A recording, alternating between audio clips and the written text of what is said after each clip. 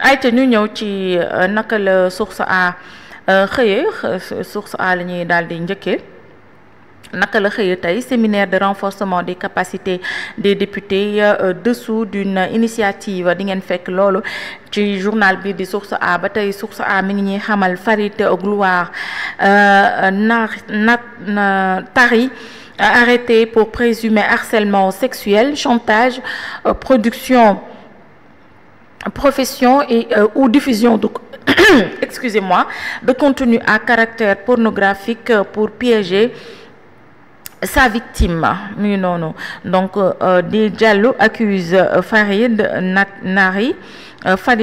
Tari de lui avoir tendu un piège en se faisant passer pour un agent de casting dans le milieu du cinéma sénégalais dans le but de lui faire miroiter une participation à un film Marodi.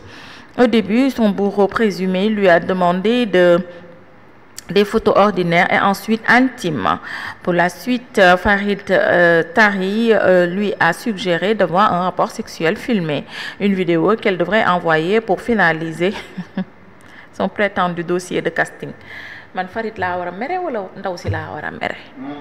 Après l'obtention de la vidéo, Farid a commencé à exercer un chantage à caractère sexuel, la menace de diffuser les images sur Internet si elle refusait d'entretenir de nouvelles relations sexuelles avec lui, cette fois par voie anale. Subhanallah.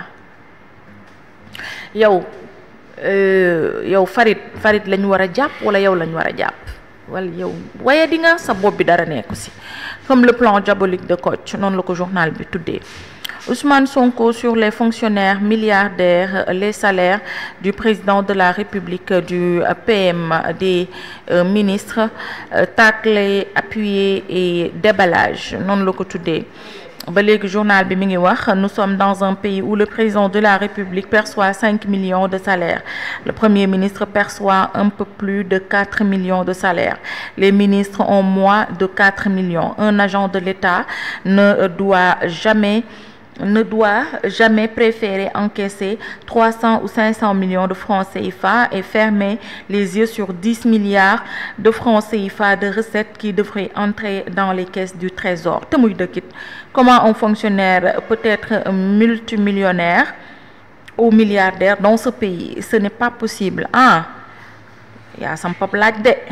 Si vous voulez devenir milliardaire, vous devez faire un autre choix.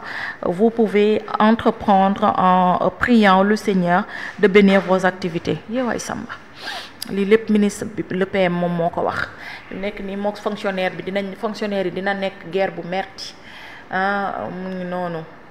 Akhenaton, source A vous demande d'aller vous promener. Loo joteeg source A Akhenaton lu mu joteeg source A. non xam nga fii. ci journal bi.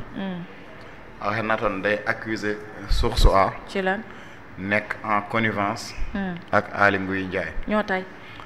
non pas Aly Ngouille Ndiaye El Malick Ndiaye. ñoo tay. le président de l'Assemblée nationale bu Pastef. xam nga Akhenaton c'est quelqu'un boo xamante ne il attaque El Malick Ndiaye moom day attaquer El Malick Ndiaye à chaque fois léegi. il voit les articles de El Malick Ndiaye dans le quotidien Source A.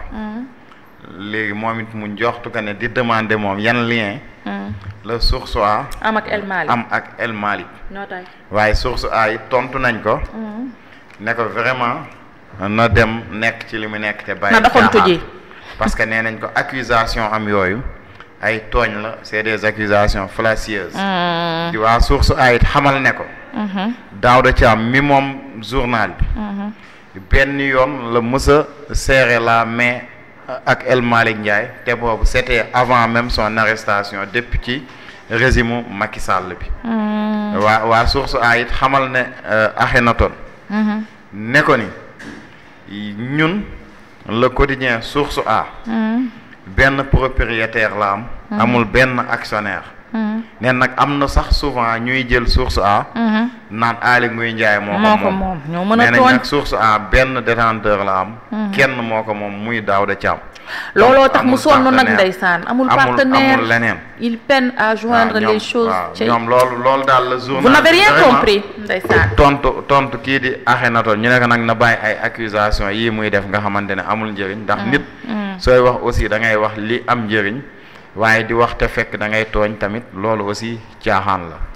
Akhenaton demal nga sawi te tëddi te dëgg-dëgg demal nga sawi te tëddi Daouda Thiam mii nga xamante ne amul ku ko dimbali amul ku ko jàppale noonu la sonnee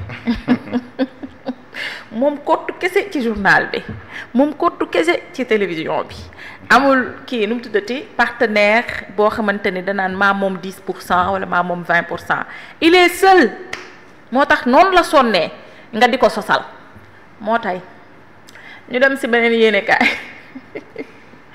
ginnaaw Source A journal bi gën. Le Soleil national, agenda national de transformation du service public, un état exemplaire en ligne. Le Premier ministre Ousmane Sonko a reçu hier le document élaboré par le ministre de la fonction publique et de la réforme du service public dont l'objectif est de doter le Sénégal d'une administration moderne, inclusive et performante. Grève de l'administration publique, l'appel du chef du gouvernement di ngeen ko fekk ci journal bi nga xamante ne mooy Le Soleil national page 4 ba page 6. ñu dem ci beneen yéenekaay ginnaaw Le Soleil national l'évidence suñu dëkkandoo yi de l'opposition à la primature. Serigne Modou Tall dénonce l'attitude ambivalente de Sonko. Il a oublié les Baye Fall même après le décès du khalife. Sonko n'est pas venu. ah loolu potum biir la nag du rek loolu potum biir la. Touba sous les eaux, la résilience des nouveaux ouvrages d'assainissement mis à l'épreuve. aywa ñu dem ci beneen yéenekaay.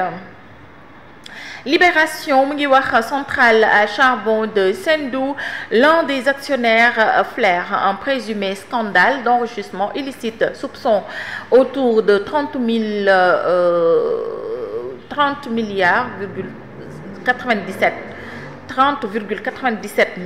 de francs CFA.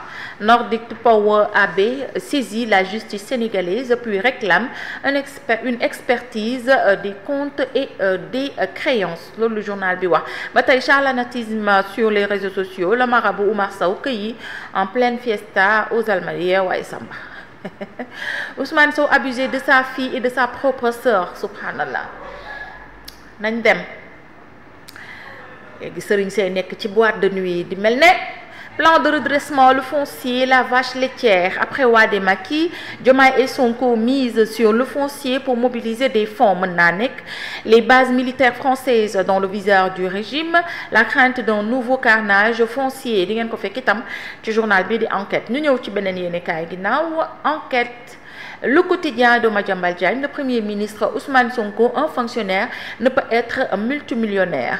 Les Sénégalais ne sont pas heurtés. Les Sénégalais ne sont pas heurtés par l'étalage de richesses indécentes de certains fonctionnaires. Les tares de l'administration passées au laser. Le Premier ministre wax na de Fadilou Keïta foo ne kaay wuyu ñu dem 7 millions nga koy fayeeku ci réew mi ak sa carte bleue di ko doxantoo naa la catu de. Inaccessibilité, corruption, surfacturation, clientélisme, Sonko charge encore les fonctionnaires. Dem leen wuyu ko Walfadjri mu ngi ci page 7, redressement économique et social. L'opposition retorque le plan. Le PS parle d'un agenda fiscal maquillé. La République des valeurs y voit des hypothèses économiques irréalistes. Ah non, irréaliste, enfin, le mot est trop, hein. Ça peut être réalisable. N'est-ce pas Thierno Alassane Sall ñu dem ci beneen yéenekaay ginnaaw Walf Quotidien. Sud Quotidien, agenda national de transformation du service public, corruption, lenteur et inaccessibilité, réforme pour mieux servir.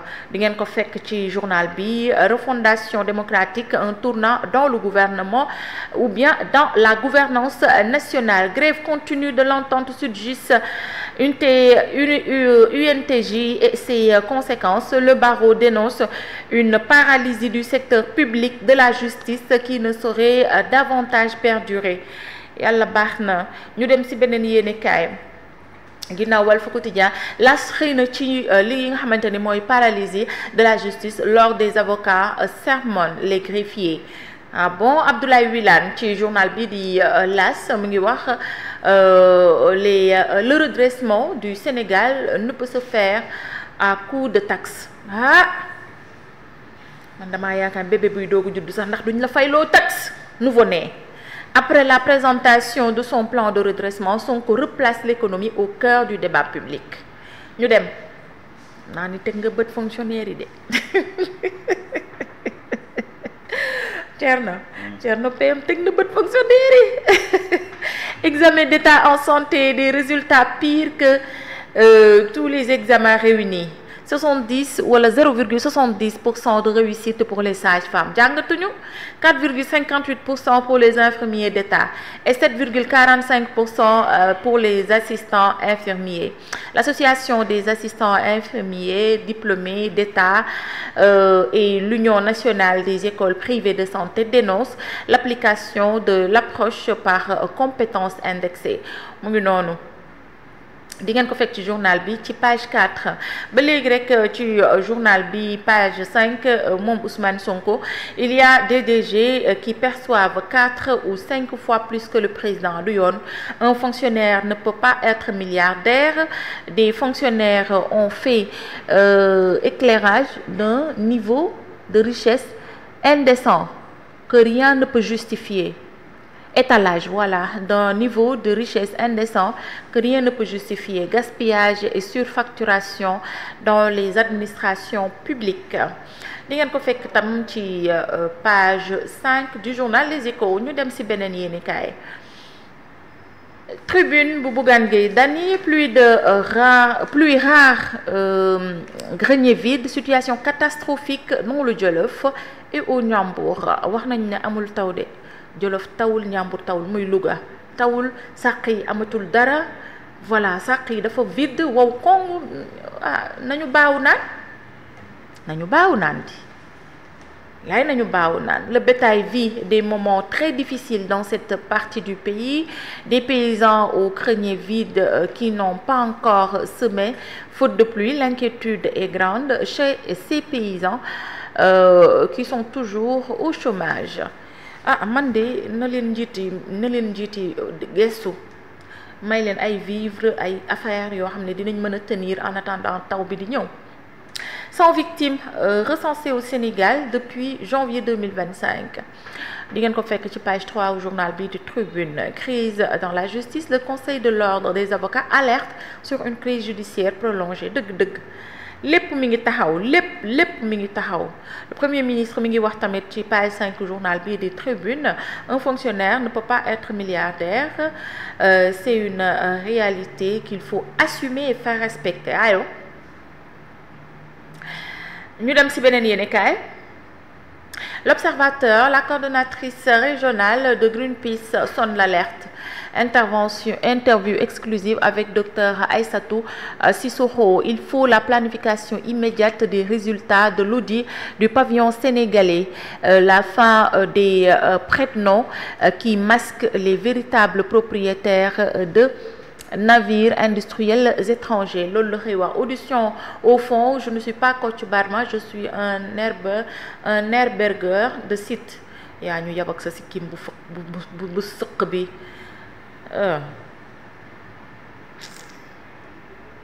Kii mënuma ci moom dara. Réforme du service public, Sonko passe d'administration au Karcher.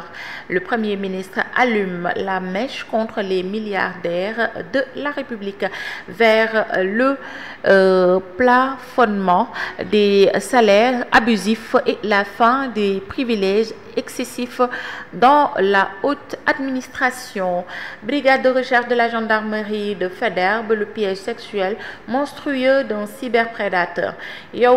yow mi nga xamante ni yaa porté plainte nii yow nangu nga mu laaj la ay photo normal, nangu nga mu laaj la ay photo intime, nangu nga mu ne la ñëwal ñu sekk. Loolu yëpp ci casting kon casting léegi daal dafa laaj photo normal casting léegi dafa laaj photo kii nu mu tuddati sax photo intime nga say partie intime.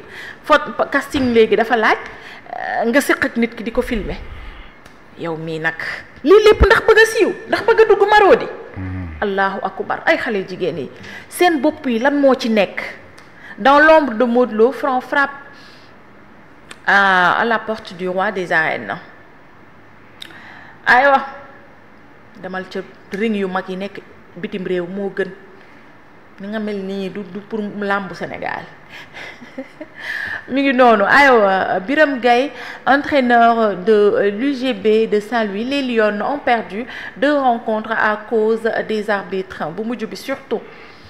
Troisième place bi biñ koy kii moom arbitrage bi ci fin bi moom c'était beneen affaire la mais yàlla baax na. Lancement de l'éco effectif en 2027 selon le président de la commission Alieu Touraye mooy monnaie unique u CEDEAO bi dinañ ko lancer 2027.